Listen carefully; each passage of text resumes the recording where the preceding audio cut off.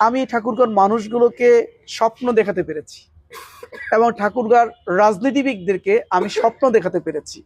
এই ঠাকুরগাঁও যে একটা আধুনিক মেডিকেল কলেজ হাসপাতাল দরকার ছিল, এখানে যে একটা বিশ্ববিদ্যালয় দরকার, এখানে যে ইঞ্জিনিয়ারিং কলেজ দরকার, এখানে যে ইপিজেড দরকার, এখানে যে বন্ধ হয়ে যাওয়া বিমানবন্দরটা চালু হওয়া দরকার, এখানে যে কিছু শিল্প প্রতিষ্ঠান গড়ে তোলা দরকার। আপনারা দেখেছেন যে বিগত কয়েক বছর ধরে একাধারে আমি এইগুলো নিয়ে আমি কথা বলেছি, জনসচেতনতা তৈরি করেছি, সংশ্লিষ্ট জায়গায় আমি কথা বলেছি। আলহামদুলিল্লাহ, আল্লাহ শুকর, এখন যারা বিজয়ী হয়েছেন তারাও এই স্বপ্নগুলো বাস্তবায়নের জন্য কিছু উদ্যোগ গ্রহণ করছেন। তারা আশ্বস্ত করছেন যে তারা এই কাজগুলো করবেন।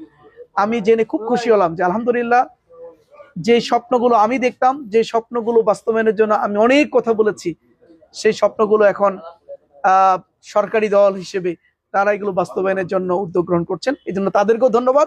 এই কাজগুলো বাস্তবায়নের ক্ষেত্রে আমি তাদেরকে সার্বক্ষণিকভাবে সার্বিকভাবে আমরা সহযোগিতা করতে চাই ইনশাআল্লাহ।